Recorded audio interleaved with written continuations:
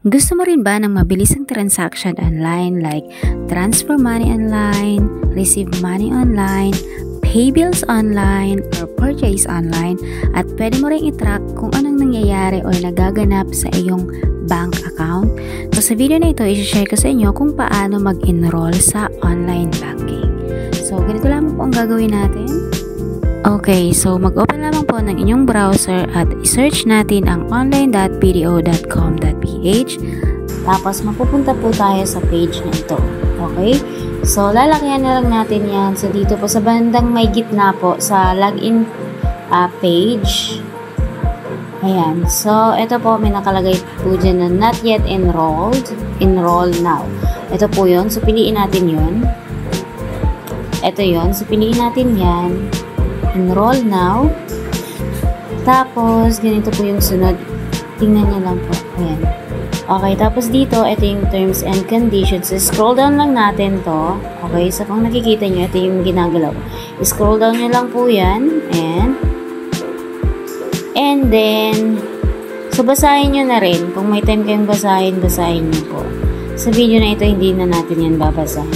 So, after nyo ma-scroll down, ayan, so nakalagay naman po dyan ha, just in case gusto nyo yung tumawag sa bangko, ayun dyan naman po yung number. Tapos, i-check natin tong agreement nila. Ayan, tapos, itap natin yung submit. Okay, so dito, mag-fill up po tayo dito. So, your account type, okay, so ilalagay nyo po dito. Ito yung mga kailangan natin po. So, credit card or deposit account. So, yung deposit account ko po is savings account. May pagkakaiba ba yun? Okay, basta hindi credit card yung i-enroll ko. So, dito ako sa deposit account. Okay, so within the Philippines. So, i-tap nyo po pag within Philippines. Pag outside Philippines kayo, i-type nyo kasi iba po yung activation or yung enrollment ng nasa Pinas tsaka nasa abroad. So, na-try ko na both Pinas and abroad. Sa abroad po, kailangan kasing yung ATM card natin, kailangan yun i-swipe or i-insert sa ATM machine, tapos kailangan natin i-activate yung card. Basta magkaiba yung enrollment within Pinas tsaka outside Pinas, okay? So, piliin natin itong within the Philippines. Tapos, lakyan ko nga, hindi makita eh. Okay, so input your account information. So, ilalagay nyo po dito yung ATM card number. So, yung card number po, nasa harap yan ng inyong card. Ayan, so yan, 16 digits po yun. So, yan yung ilalagay nyo. Tapos, preferred nickname. So, yung ilalagay nyo yung preferred nickname dito is yung nickname na gusto nyong lumabas doon sa inyong online banking. Okay, tapos, so next, nominate your online information. So, gagawa tayo ng user ID or password. So, dito sa user ID and password, yan yung gagamitin natin kapag magla-login tayo sa ating online banking. So, ipapakita ko dyan yung login page. Ay, nakita nyo naman. So, let's say sa app. So, ganyan, ilalagay nyo dyan yung user ID and password nyo. Okay, so, user ID, password, tapos confirm lang po natin yung ating password.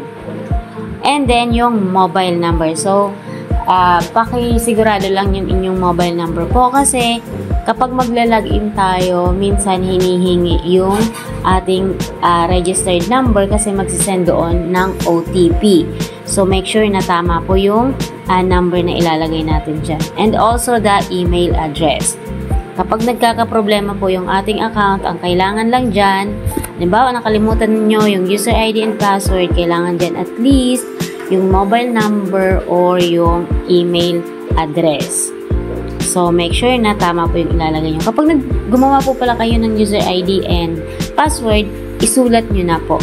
Okay? Para hindi natin makalimutan. Mahirap.